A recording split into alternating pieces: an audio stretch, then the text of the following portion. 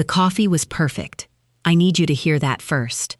Before the phone call, before the movers, before the girlfriend's voice cracking through my phone at 7:43 in the morning, with the particular panic of a woman who has just woken up in someone else's life and discovered that the someone else has taken everything in it with her without removing a single object from the room. The coffee was perfect.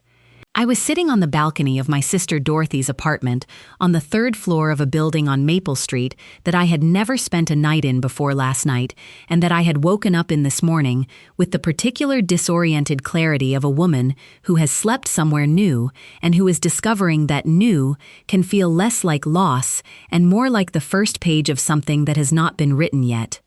Dorothy had left a cup on the counter for me. My cup. Not a cup from her cabinet. My cup. The white ceramic one with the thin blue line around the rim that I had bought at the craft fair on Henderson Street 11 years ago, and that I had packed in my bag last night before I left, because certain things you take with you when you leave, and certain things you leave behind, and the cup was a take thing because the cup was mine, and taking what was mine was the only thing I had been doing for 29 years. I had made the coffee strong, the way I liked it, not the way Gerald liked it. Gerald liked weak coffee with cream, and for 29 years I had made it his way every morning, because that is what I did. I made things his way.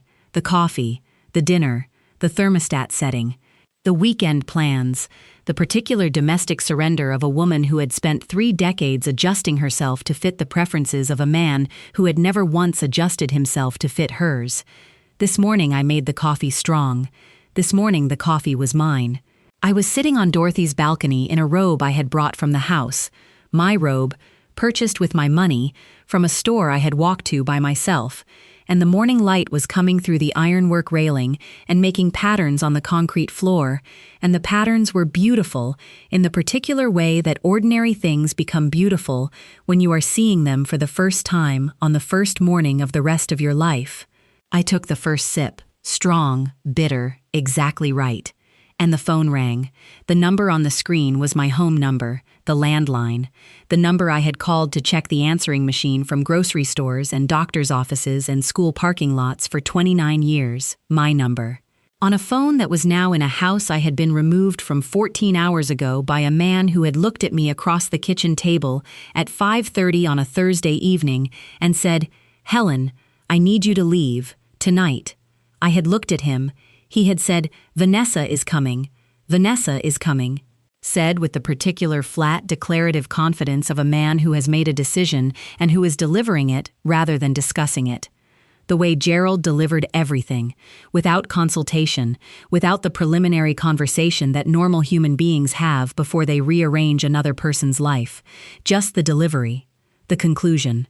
The fait accompli presented as a kindness because Gerald believed that involving me in decisions about my own life was an unnecessary complication, and that decisiveness on his behalf was a form of care. Vanessa was the woman Gerald had been seeing for 8 months.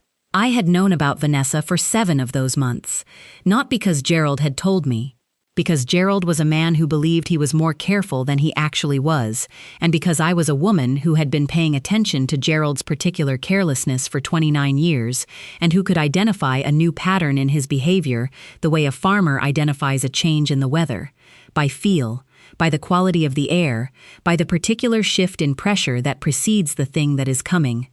I had known about Vanessa since the 2nd month, since the new cologne and the phone face down, and the particular way Gerald had started saying he had to work late on Thursdays, with the emphasis on had to, that a truthful person does not need, and that a lying person cannot help, because the emphasis is the lie trying to compensate for the truth it is covering. I had known, and I had spent 7 months doing something about it.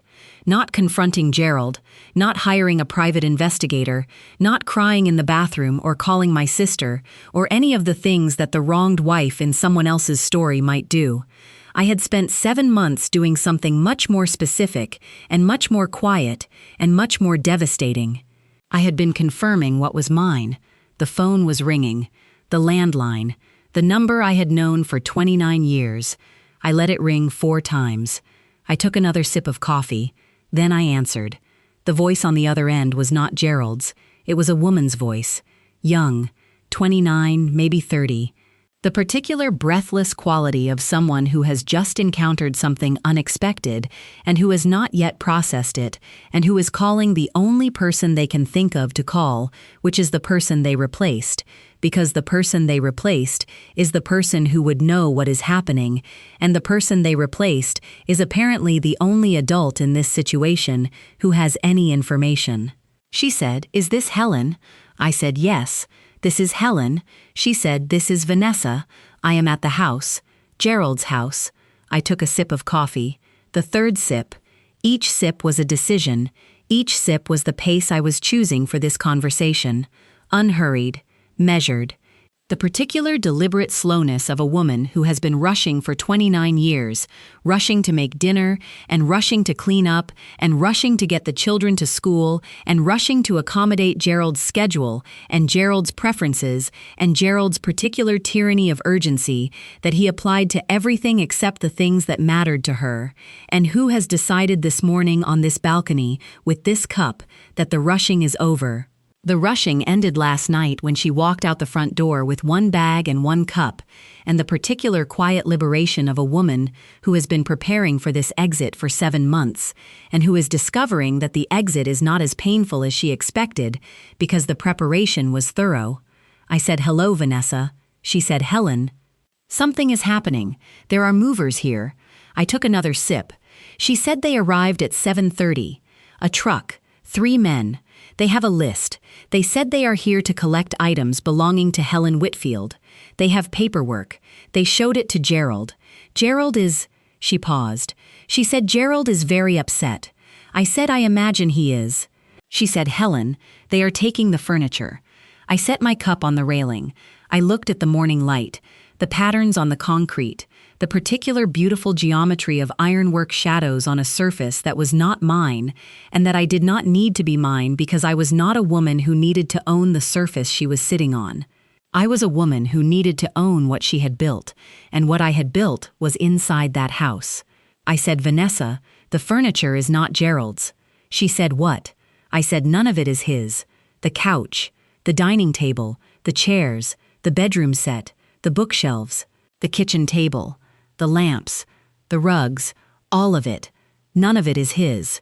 She was quiet for a moment, the particular quiet of a woman who has just been told something that does not fit the story she was told, and who is trying to reconcile the two versions. The version Gerald told her, which was that this was his house and his life and his furniture, and his wife had been asked to leave and had left, and the leaving had cleared the space for Vanessa to move in, and the version that was currently being loaded onto a truck by 3 men with a list and paperwork. She said, "Helen, how is that possible?" He said, "This is his house." I said, "Vanessa, tell Gerald to check the name on the lease." Now let me tell you why I said that. And to tell you why I said that, I need to tell you about 29 years. Not all 29 years. The specific 29 years that matter. The 29 years of a woman who understood something that Gerald never understood and that Vanessa was about to learn. I understood ownership, not in the legal abstract way, in the practical, physical way. In the way that a woman who has been managing a household for 29 years understands that the person who buys the things and chooses the things and maintains the things and carries the things through the front door is the person who owns the things, regardless of whose name is on the marriage certificate or the front door or the checking account. I had bought everything in that house, every piece of furniture, every appliance, every dish, every towel, every curtain, every rug, every bookshelf, and every book on every bookshelf, and every lamp, and every light bulb in every lamp. I had bought it all. Not because Gerald could not afford to buy furniture. Gerald earned a good salary. Gerald earned a salary that he spent on Gerald. On his car and his clothes and his golf membership and his dinners with colleagues and his particular curated lifestyle that revolved around Gerald's preferences and Gerald's comfort and Gerald's idea of what a man who earned what he earned deserved to surround himself with. Gerald spent his money on Gerald. The house was furnished by Helen. I had started from the beginning, from the first week of our marriage when we moved into the apartment on Cedar Street, and Gerald had looked around the empty rooms and said we should get some furniture, and I had said yes, we should, and he had said, I will leave that to you, Helen. You have better taste. And I had taken that delegation the way I took every delegation from Gerald, as a task, as a responsibility, as another thing added to the list of things that Helen does, because Helen does things while Gerald approves of the things Helen does, from the comfortable distance of a man who has delegated. I had bought the first couch at a second-hand store, $85. I had carried it up 2 flights of stairs with my neighbor Frank helping, because Gerald was at work and furniture does not wait for men who are at work. I had recovered it myself. New fabric, new cushions, done on a Saturday afternoon while Gerald played golf. That was the first piece. Over 29 years, I had furnished 3 apartments and 1 house entirely by myself. Every move, every upgrade, every replacement. When the dining table from the second apartment cracked, I had driven to the salvage yard and found a farmhouse table and stripped it and restained it and sealed it and placed it in the dining room, and Gerald had sat at it that evening and said, "This is nice, Helen," without asking where it came from, without asking what it cost, without asking how a woman who weighed 132 pounds had gotten a farmhouse table into the back of a station wagon and through a front door by herself. He had said, "This is nice." 29 years of this is nice. 29 years of Gerald consuming the results of my labor without engaging with the labor itself, without understanding that every plate he ate from was a plate I had chosen and purchased and brought home, without knowing that every towel he dried his face with was a towel I had selected and paid for with money from the separate account I had maintained since 1996, when I understood that a woman who does not have her own money does not have her own choices, and that choices were the only things that were going to save me when the time came. The separate account. My mother had told me about the separate account. My mother, who had been married to a man like Gerald, not the same man but the same type, the type that earns and delegates and consumes without counting, had sat me down before my wedding and said, "Helen, keep a separate account. Put money in it every month, not much. Whatever you can manage without it being noticed. And keep it in your name only. And do not tell Gerald about it. Not because you are planning to leave, because you are planning to be ready."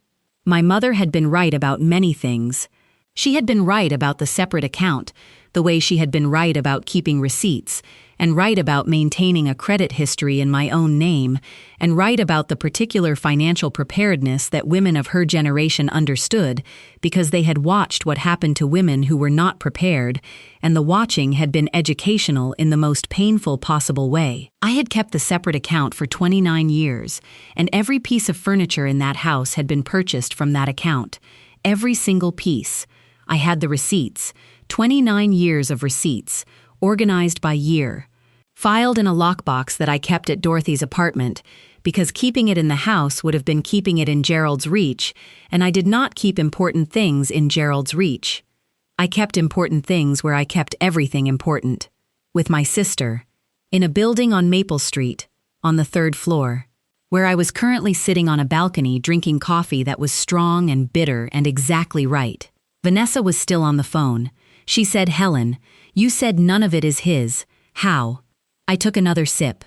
I said, "Vanessa, in 29 years of marriage, I purchased every piece of furniture in that house with my own money from my own account. I have the receipts for every item.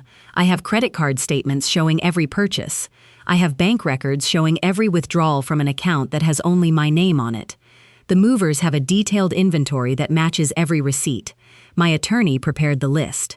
The movers are authorized to remove every item on it." She said, "Your attorney." I said, "My attorney.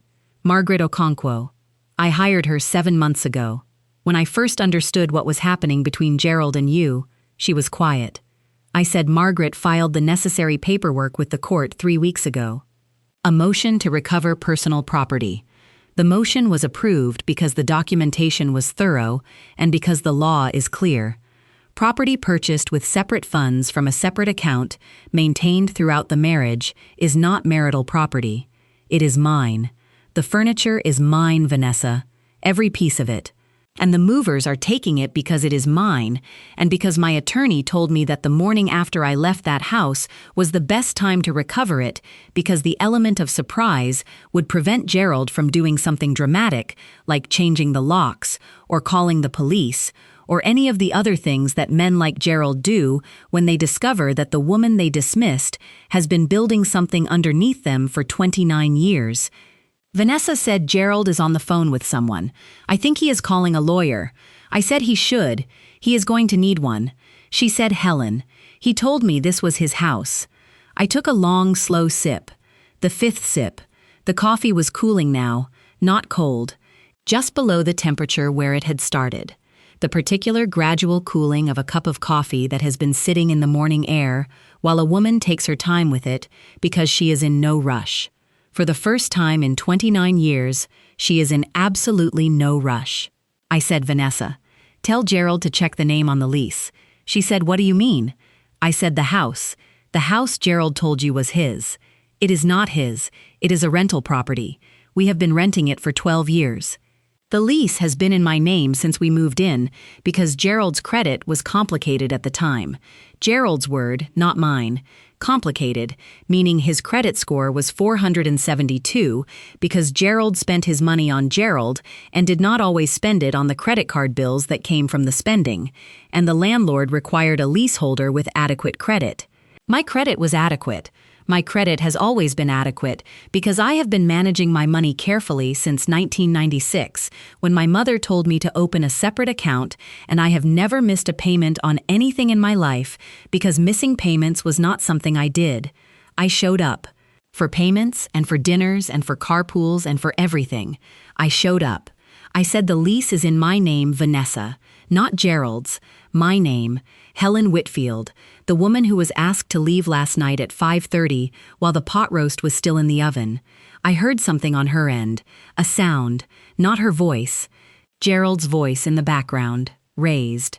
The particular volume that Gerald's voice reached when Gerald was encountering something he could not control, and when the uncontrollability of it was producing the kind of distress that Gerald expressed through volume because Gerald had never developed a response to distress that was not loud.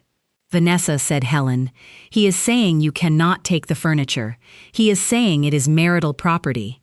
I said, Vanessa, I am going to tell you something, and I want you to hear it carefully because I think it is going to be useful information for you going forward in your relationship with Gerald.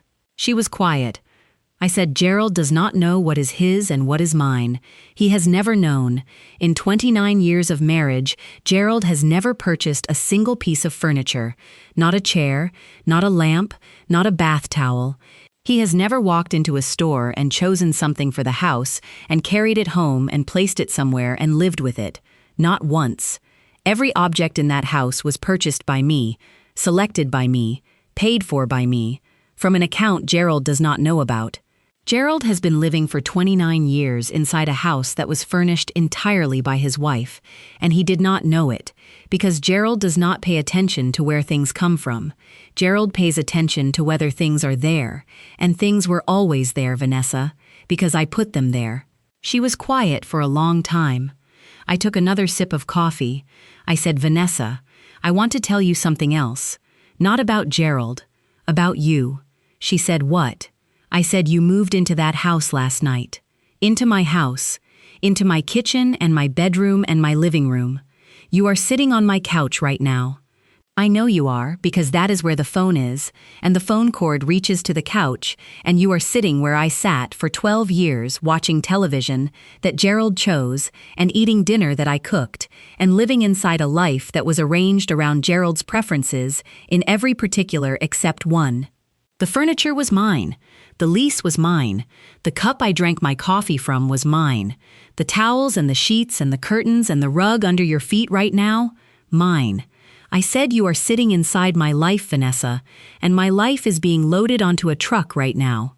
And when the truck leaves, you are going to be sitting in Gerald's house, Gerald's actual house, which is a house with no furniture, no rugs, no curtains, no towels, no dishes, no pots, no pans, no sheets on the bed, nothing, because Gerald does not own any of those things.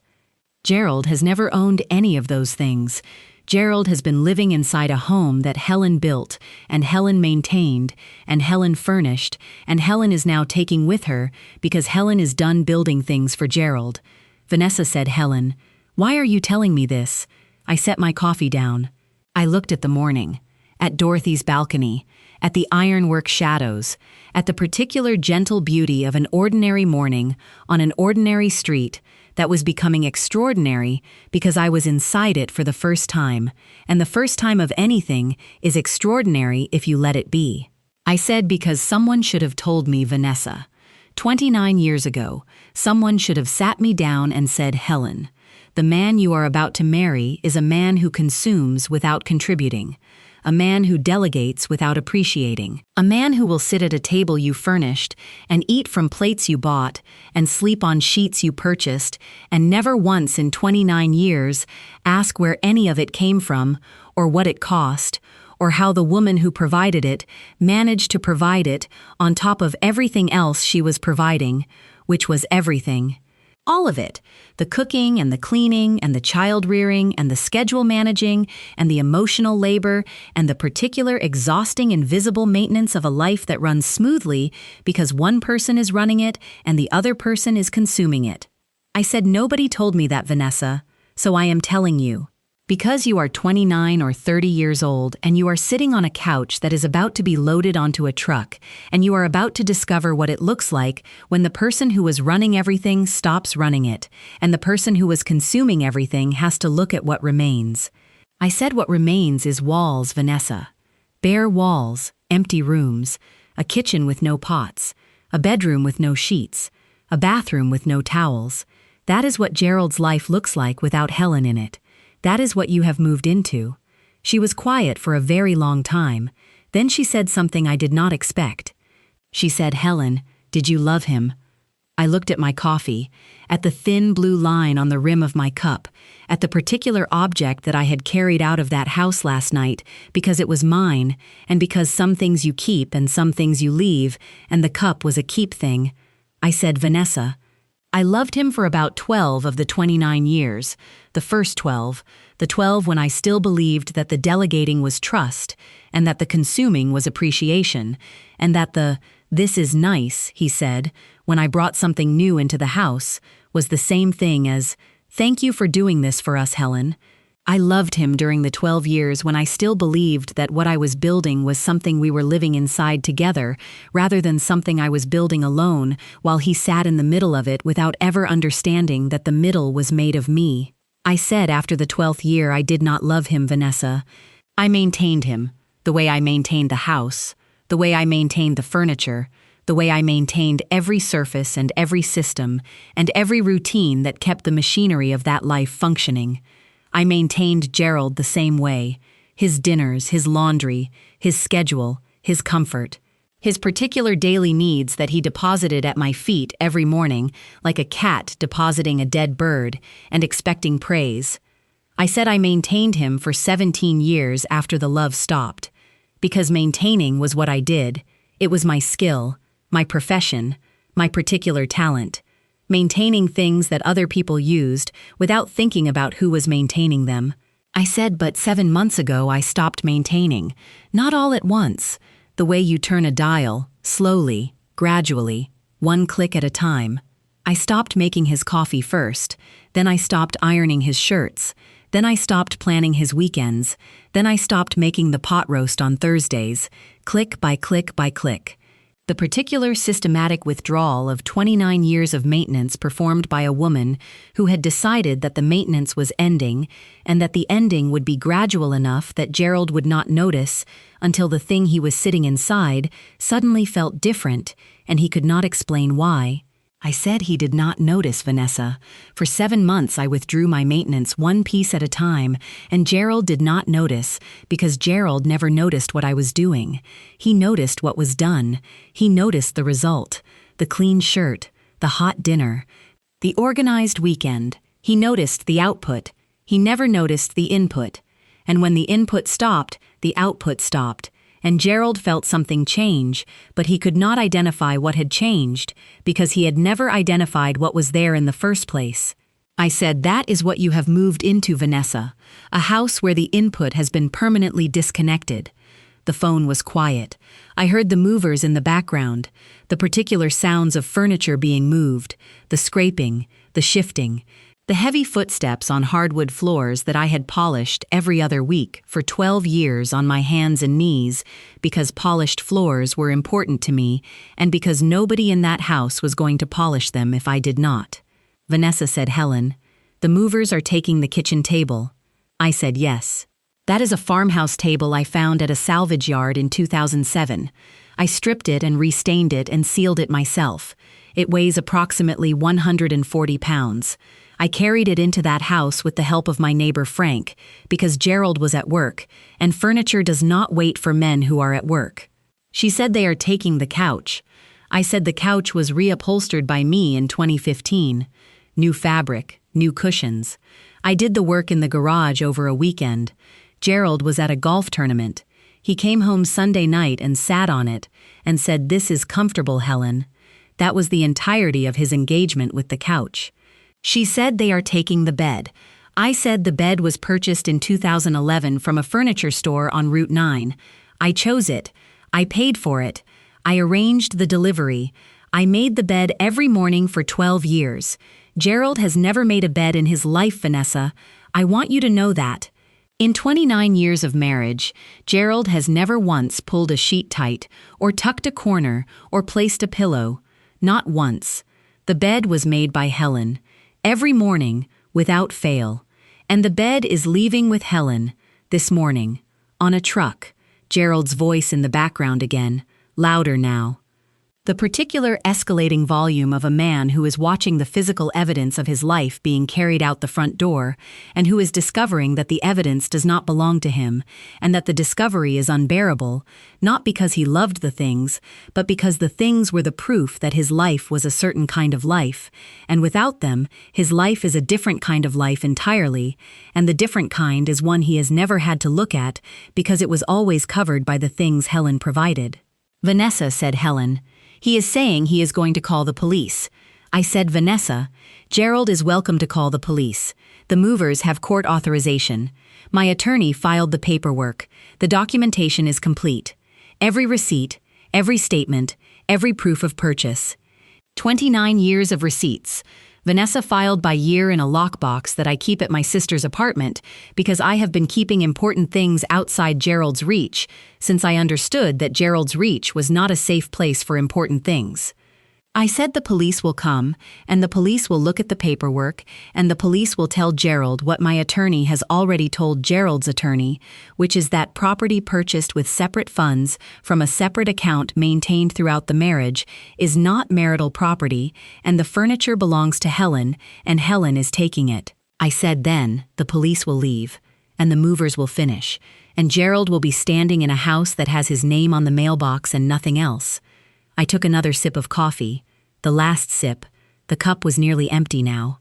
The particular final mouthful of a cup of coffee that has lasted the exact right amount of time because I had been drinking it slowly, and the slowness was intentional, and the intention was the point. Vanessa said, "Helen, one more question."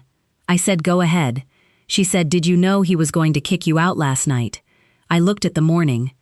At the street below Dorothy's balcony, at the particular Thursday morning traffic of a small town waking up, people going to work, cars passing, a woman walking a dog, the ordinary, extraordinary machinery of a world that continues whether you are inside a 29-year marriage or outside one.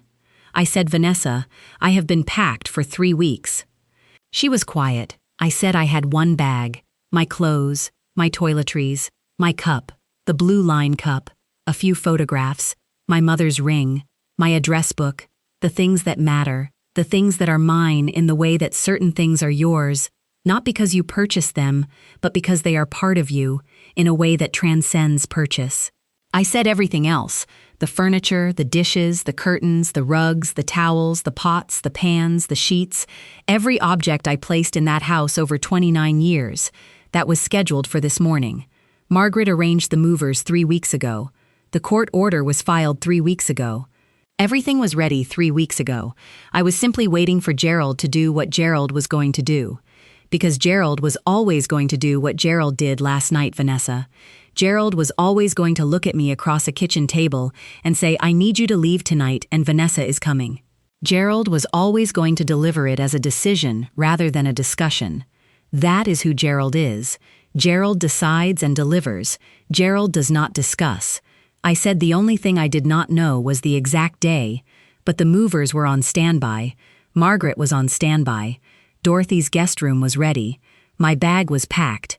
And when Gerald said the words last night at 5:30, I picked up my bag and I walked out the front door, and I did not cry, and I did not argue, and I did not ask him to reconsider, because reconsidering was not something Gerald did, and asking for it would have been asking for something that did not exist, and I had spent 29 years asking for things from Gerald that did not exist, and I was finished with that particular form of hoping.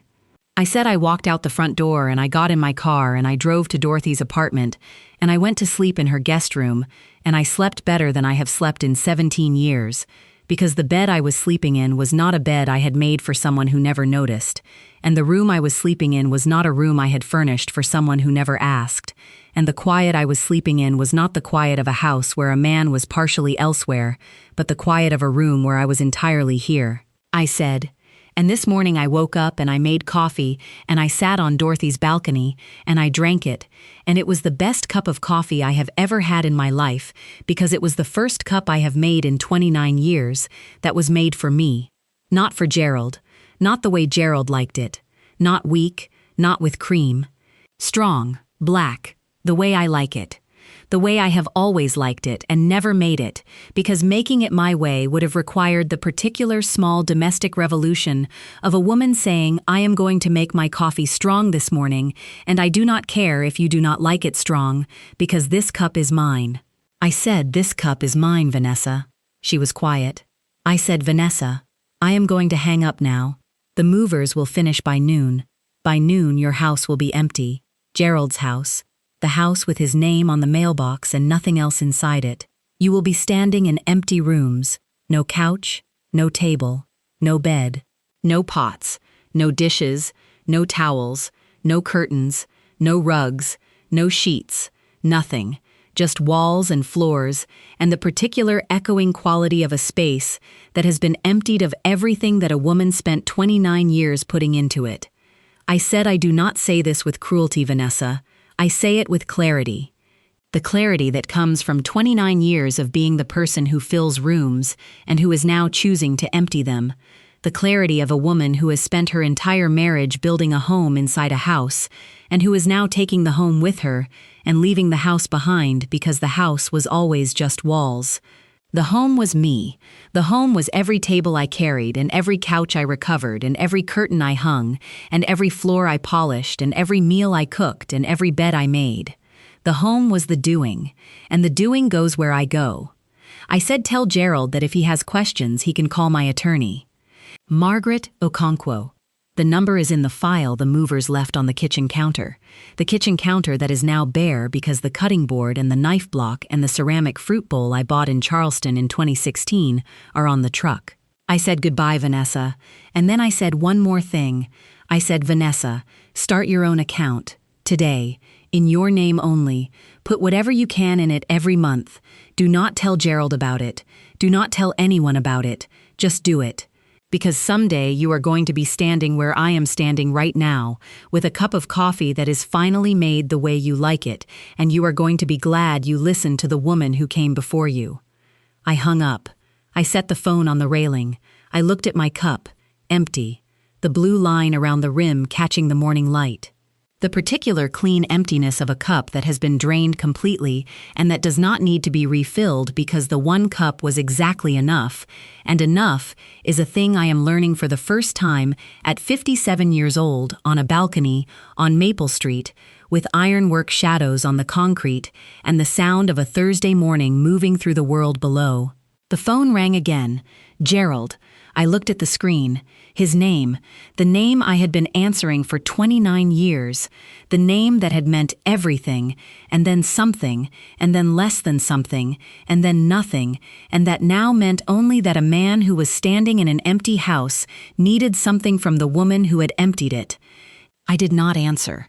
Not out of spite. Out of completion. The conversation was finished. Everything that needed to be said had been said. Through Vanessa. Through the movers. Through the truck and the receipts and the court order and the particular devastating eloquence of an empty room where a full room used to be. Gerald needed to stand in that emptiness. He needed to look at the bare walls and the uncovered floors and the kitchen with no pots and the bedroom with no sheets, and he needed to understand for the first time in 29 years what his life actually contained when you subtracted Helen from it. The answer was walls. Just walls. I washed my cup at Dorothy's kitchen sink. I dried it with a towel that was Dorothy's because I did not own a towel anymore. Not yet. That would come. There would be towels. There would be a whole life of towels and dishes and furniture and the particular daily domestic decisions of a woman who is building a home again. Not inside someone else's house, inside her own life. But not today. Today there was a cup. One cup. With a blue line on the rim, clean and dry and set on the counter of my sister's kitchen in the morning light. Today there was coffee made strong for the first time in 29 years. Today there was a balcony with ironwork shadows and a phone that was not ringing because I had decided to stop answering it. Today there was enough. Dorothy came out of her bedroom at 8:30. She was in her robe. She had coffee. She sat on the balcony beside me. She did not ask what had happened. Dorothy had been waiting for this morning for longer than I had. She had been watching her sister from across a distance of 29 years, of a marriage that Dorothy had assessed within the first 6 months, and had never approved of, and had never said so directly, because Dorothy respected her sister's right to make her own choices, even when those choices were made, the way Gerald made his coffee, weak, and with too much cream. Dorothy sat beside me. She said, "How is the coffee?" I said, "Perfect." She said, "Strong." I said, "Finally." She almost smiled. Dorothy's almost smile. The particular expression that was not quite a full smile, but that contained more warmth than most people's full smiles, because Dorothy was a woman who kept her warmth concentrated rather than diluted. She said the movers. I said they started at 7:30. They should be done by noon. She said Gerald. I said Gerald is standing in an empty house right now, learning what his life looks like without me in it. She said, "What does it look like?" I said, "Walls, Dorothy. It looks like walls." She sipped her coffee. She said, "Helen." I said, "Yes." She said, "Mom would be proud of you." I looked at my sister. I thought about my mother, about a woman who sat me down before my wedding and said, "Helen, keep a separate account," who did not say it with drama, who said it the way you say practical things, like an instruction, like a recipe, like the particular calm, clear directive of a woman who has seen what happens to women who are not prepared and who intends for her daughter to be prepared, and who understands that preparation is the most loving thing a mother can do for a daughter who is about to walk into a marriage that the mother can see and the daughter cannot. I said I know she would, Dorothy. She said the separate account. I said 29 years, Dorothy. Every month. Whatever I could manage without it being noticed. The way Mom told me to. She said, and the receipts. I said every one, by year, in the lockbox, in your closet, where they have been since 2003 when I brought them here for the first time, because I understood that keeping them in Gerald's house was keeping them in Gerald's reach, and Gerald's reach was not safe. She said, "Helen, how much is in the account?" I looked at the morning, at the street, at the woman walking the dog who was now coming back the other way. The same woman, the same dog, the same Thursday morning, the same world continuing. I said enough, Dorothy. 29 years of enough. She nodded. She drank her coffee. She did not ask the number because Dorothy understood that the number was not the point. The number was the result. The point was the discipline. The daily, weekly, monthly act of a woman setting aside whatever she could manage and doing it for 29 years without missing, and without telling, and without stopping, even during the 12 years when she still loved Gerald, and the 17 years when she did not, because the account was not about loving or not loving Gerald. The account was about loving Helen, about Helen having something that was hers, about Helen being prepared for the morning that was always coming, even when the morning seemed far away. The morning was here.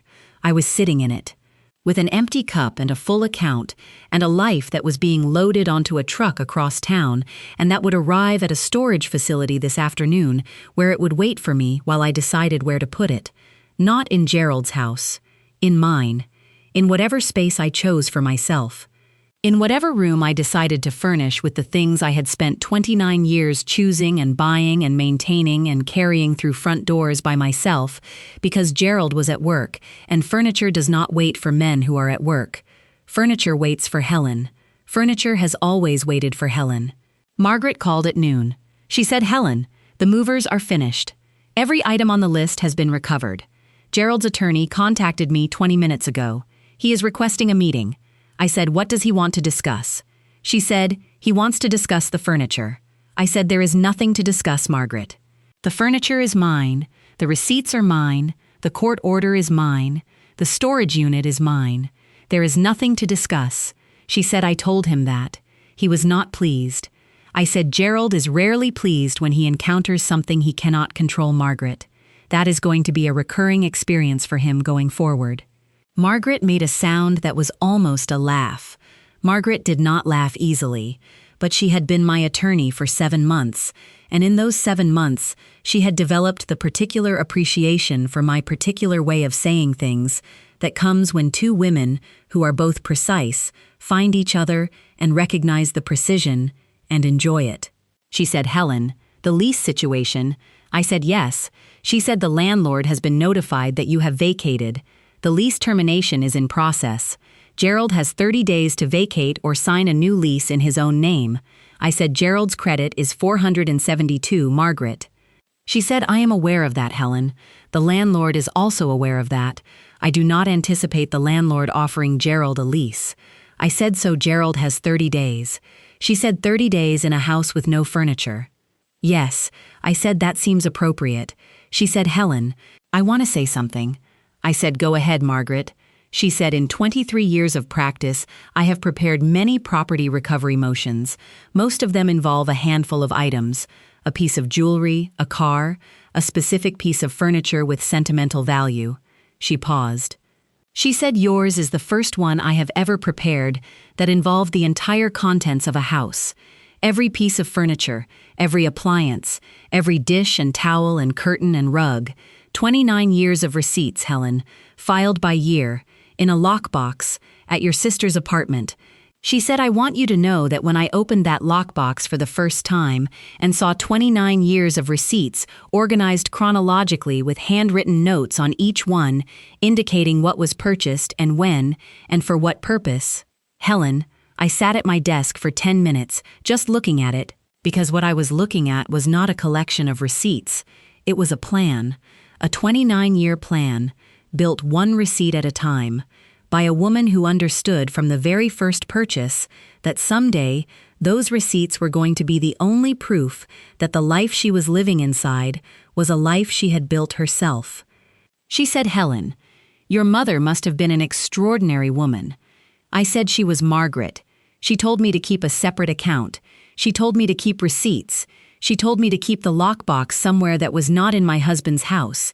She told me all of that before my wedding, without drama, without tears, like she was giving me a recipe, like she was telling me how to make pot roast, like the preparation was just another domestic skill that a woman needed to learn before she walked into a marriage.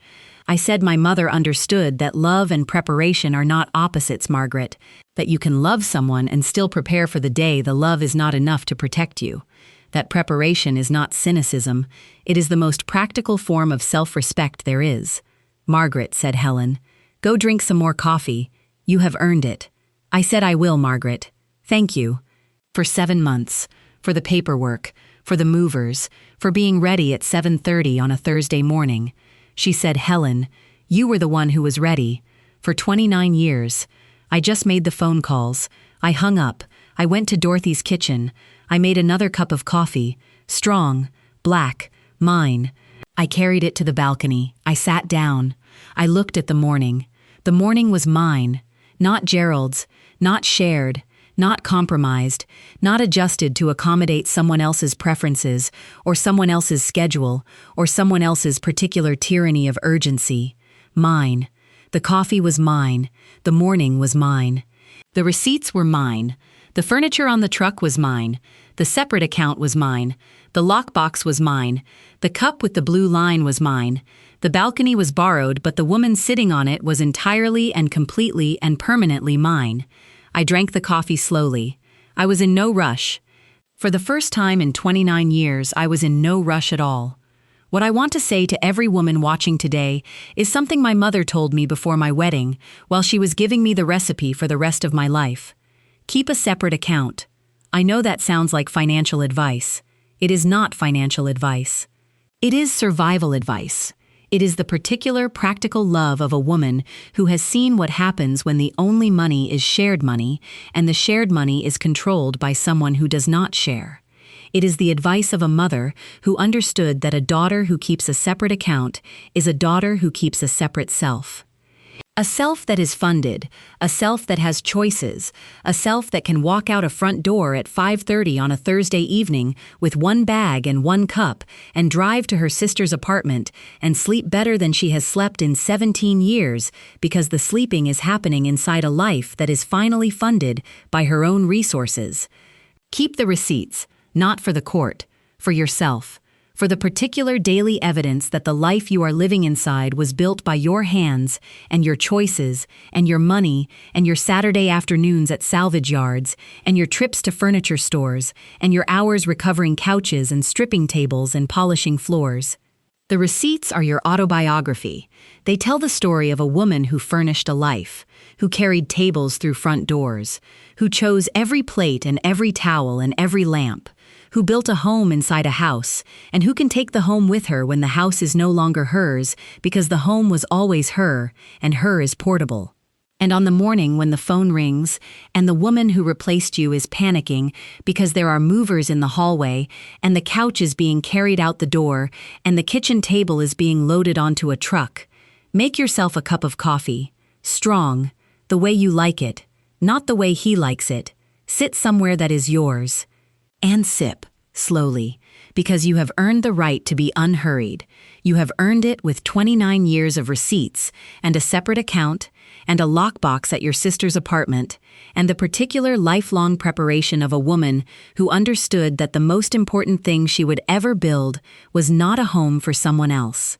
It was a way out for herself, and the way out tastes like strong coffee on a Thursday morning, on a balcony with ironwork shadows and a cup with a blue line on the rim, and the particular beautiful silence of a phone that is ringing and that you are choosing not to answer, because you do not need to answer anymore. The conversation is finished, the coffee is perfect, and the morning is yours. Tell me in the comments, do you have a separate account? Do you have a lockbox? Do you have a cup that is yours, really yours, that you would take with you if you walked out the front door tonight? Tell me about the thing you would take, the one thing. The thing that is so completely yours that it would go where you go regardless of everything else. Tell me about your cup, because I think there are women watching today who are sitting in kitchens right now making coffee the wrong way for someone who never asked how they like it. Make it strong. Make it yours. You have earned it.